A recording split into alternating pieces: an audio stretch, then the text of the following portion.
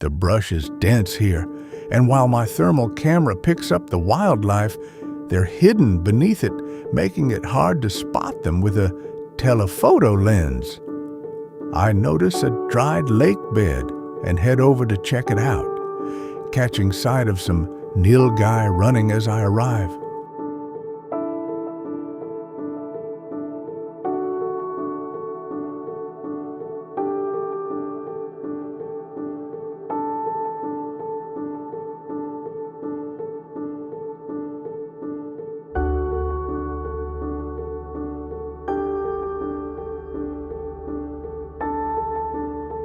As I turned, I spotted some Nilgai standing in the middle of the muddy area.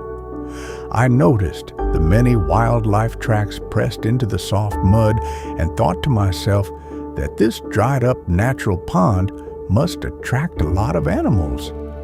The Nilgai here look much healthier than those at Laguna Atascosa, with hides that have a warm orangish glow compared to the dull brown ones there. Even the coyotes here seem to have healthier-looking coats.